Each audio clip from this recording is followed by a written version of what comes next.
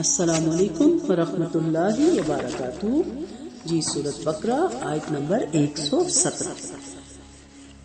Badie السماوات والارض، ابتدا کرنے والا ہے، موجد ہے آسمان اور زمین کا۔ وَإِذَا قَضَى أَمْرًا، اور جب ارادہ کرتا ہے کسی کام کا، فَإِنَّمَا يَقُولُ لَهُ، سوائے اس کے نہیں کہ وہ فرماتا ہے اس کے لیے کن فیکون، ہو جا تو وہ ہو جاتا ہے۔ بدیع کے معنی اللہ تعالیٰ کا فرمان بدیع السماوات والارض، اس کے معنی یہ ہے کہ اللہ تعالیٰ نے آسمان اور زمین کو کسی سابقہ مثال کے بغیر پیدا فرمایا۔ یہ مجاہد اور صدی کا بیان ہے۔ یعنی ایک چیز ہوتی ہے کہ پہلے وہ چیز بن جاتی ہے اور اس کو دیکھ کر چیزیں بنائی جاتی ہیں، اور بلکہ مزید وقت کے ساتھ ساتھ اس میں مزید بہتری لائی جاتی ہے۔ اور ایک ہوتی ہے جس کی جو چیز ابتدا میں بنتی ہے۔ تو زمین آسمان جو اللہ تعالیٰ نے بنائے اس کی ابتدا اللہ ہی نے کی، اس سے پہلے زمین آسمان تھے ہی نہیں، اور اللہ تعالیٰ نے اس کو خود بنایا۔ لغت میں بھی اس کے یہی معنی ہوتے ہیں، اسی وجہ سے کسی نئی چیز کو بھی بدعت کہا جاتا ہے، جیسے کہ حدیث میں ہے ہر نئی چیز بدعت ہے۔ بدعت کی دو قسمیں ہوتی ہیں، بدعت شرعیہ جیسے کہ ارشاد نبوی ہے فَإِنَّ كُلَّ مُحْدَثَةٍ بِدْعَةٌ وَكُلَّ بِدْعَةٍ ضَلَالَةٌ، اور اسی طرح ایک ہوتی ہے بدعت لغویہ جیسے کہ امیر المومنین عمر بن خطاب رضی اللہ عنہ نے جب صحابہ کرام سے نماز تراویح با جماعت اور باقاعدہ ادا کرنے کی خواہش کی تو فرمایا نعمت البدعۃ ھذہ، یہ نئی چیز بہت خوب ہے۔ ابن جریر فرماتے ہیں کہ معنی کلام یہ ہے کہ اللہ تعالیٰ اس بات سے پاک ہے کہ اس کا کوئی بیٹا ہو، جیسے ہم نے پچھلی آیت پڑھی۔ وہ آسمان اور زمین کا مالک ہے، ساری کائنات اس کی وحدانیت کی گواہی دے رہی ہے اور اسی کی اطاعت گزار ہے۔ وہی کائنات کو ایجاد کرنے والا، پیدا کرنے والا اور اسے وجود بخشنے والا، اس سے پہلے موجود کسی اصل اور مثال کے بغیر اس کائنات کو وجود بخشتا ہے۔ اللہ تعالیٰ نے اپنے بندوں کو بتایا کہ مسیح علیہ السلام بھی اس بات کی گواہی دیتے ہیں جن کو انہوں نے اللہ تعالیٰ کا بیٹا قرار دے دیا، اور اسی طرح اللہ تعالیٰ ہی نے جس نے آسمان اور زمین کو کسی اصل اور کسی سابقہ مثال کے بغیر پیدا کیا۔ حضرت عیسیٰ علیہ السلام کو بھی محض اپنی قدرت سے بغیر باپ کے پیدا فرمایا۔ ابن جریر کی یہ بات بہت خوب ہے اور ان کی یہ تعبیر بالکل صحیح ہے، یعنی ان کے بھی عقیدے کی یہاں پہ تردید کی جا رہی ہے، سید کے جو کہ کہتے تھے کہ عیسیٰ اللہ تعالیٰ کے نعوذ باللہ بیٹے ہیں۔ اور فرمان کیا ہے، وہ کیسے ابتدا کرتا ہے اتنے بڑی چیزوں کی؟ وَإِذَا قَضَى أَمْرًا فَإِنَّمَا يَقُولُ لَهُ كُن فَيَكُونُ، اور جب وہ ارادہ کرتا ہے کسی کام کا تو اس کے لیے کہتا ہے کن فیکون۔ جب بھی وہ کوئی کام کرنا چاہتا ہے تو ارشاد فرما دیتا ہے ہو جاتا ہے۔ اللہ تعالیٰ اپنی قدرت کے کمال اور اپنی بادشاہت کی عظمت کو بیان فرما رہے ہیں کہ وہ جب کسی چیز کو پیدا کرنے کا ارادہ فرماتے ہیں تو صرف ایک دفعہ کہتے ہیں کن فیکون، ہو جاتا ہے۔ اس طرح کی بہت سی آیات آپ کی آگے آئیں گی، انشاءاللہ وہاں اس پہ بات کریں گے۔ تو اللہ تعالیٰ نے یہاں اسی طرح یہ بھی مبذول توجہ کروائی کہ اس نے عیسیٰ علیہ السلام کو بھی کلمہ کن سے پیدا فرمایا، اور جس طرح اللہ تعالیٰ نے حکم دیا وہ اسی طرح پیدا ہو گئے۔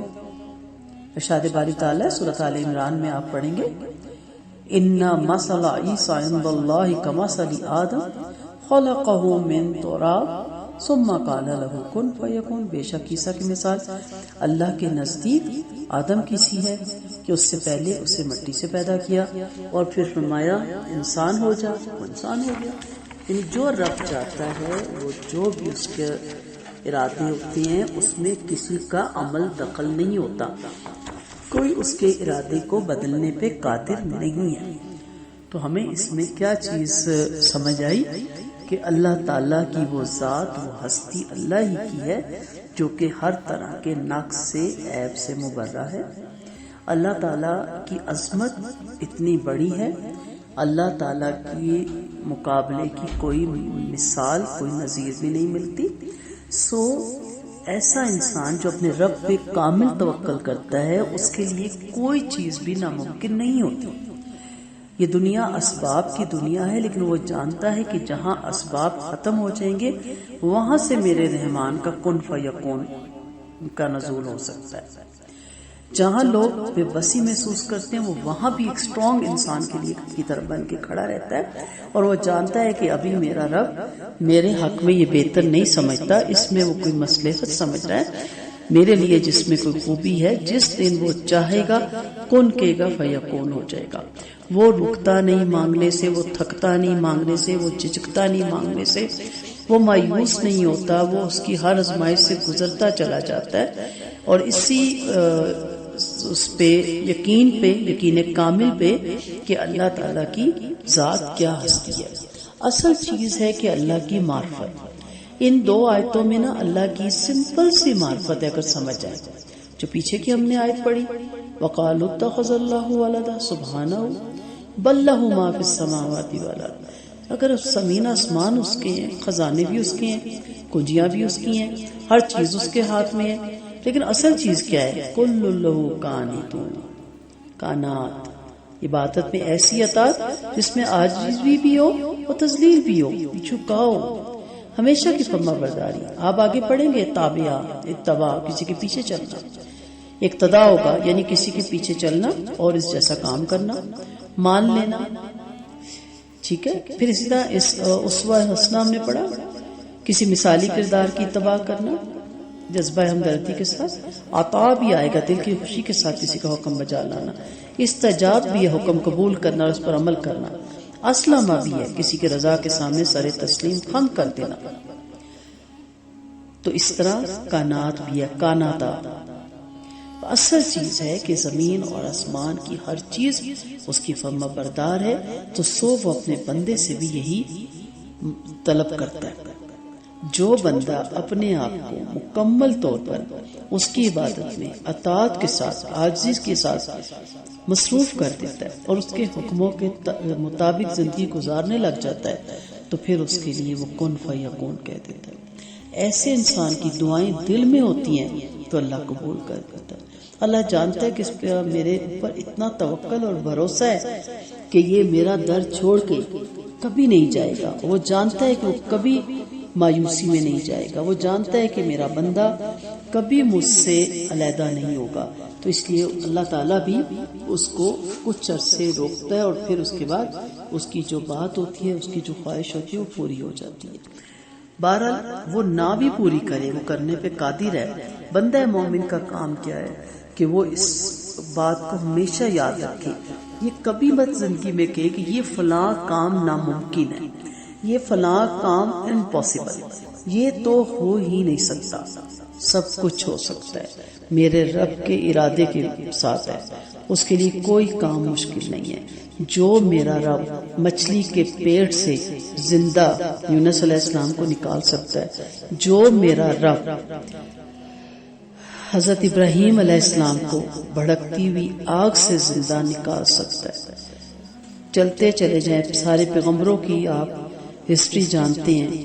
جو یوسف علیہ السلام کو کنویں سے، قید خانے سے نکال کے بادشاہت دینے پہ قادر ہے. جو نوح علیہ السلام کو چند بندوں کے ساتھ کشتی میں حفاظت سے بچانے پہ قادر ہے. جو اسماعیل علیہ السلام پہ چھری چلتی ہے اور وہ اس کو کاٹتی نہیں، اس کا کام کاٹنا ہے نا، جو اس چھری کو روکنے پہ قادر ہے، اس کے لیے کچھ ناممکن ہے؟ نہیں، کچھ بھی ناممکن نہیں. اصل کیا ہے؟ آتش نمرود میں کود پڑا عشق، عقل میں تماشا ہے لبے وام ابھی. اللہ کو عقل سے نہیں، محبت سے جانیے، محبت سے پہچانیے، دل کی گہرائیوں سے. آپ جو اس وقت بیٹھے ہوئے یہ لیکچر سن رہے ہیں، یہ کان کس نے بنائے؟ اس میں سننے کی صلاحیت کس نے بنائی؟ یہ آنکھیں جس سے آپ دیکھ رہے ہیں، اس میں دیکھنے کی صلاحیت کس نے ڈالی؟ یہ زبان جس سے آپ بول رہے ہیں اس میں بولنے کی صلاحیت کس نے ڈالی؟ سمپل سی ایک ہمارے گزرے ہیں، مجھے ان کا نام اب یاد نہیں آ رہا، بزرگ تھے، درویش تھے، سائیں کہتے تھے لوگ ان کو، لیکن توحید پہ قائم تھے.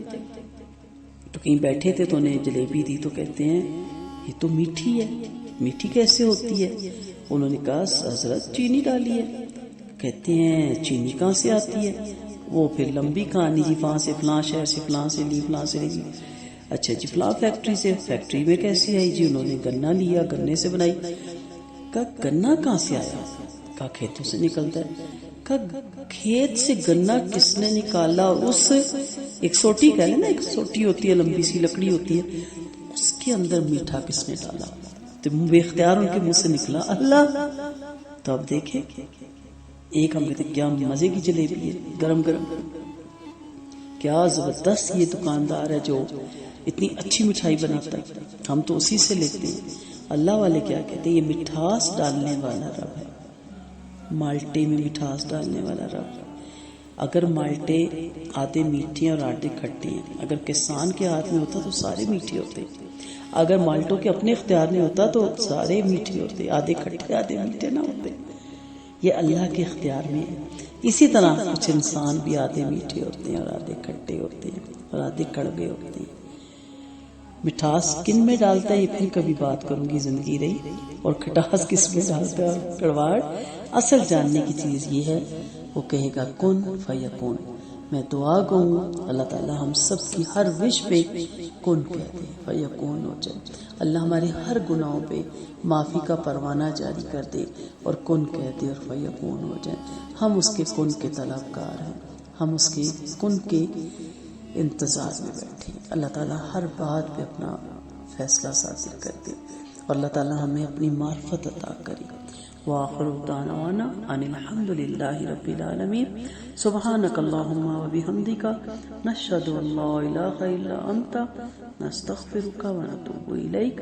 السلام علیکم ورحمۃ اللہ وبرکاتہ.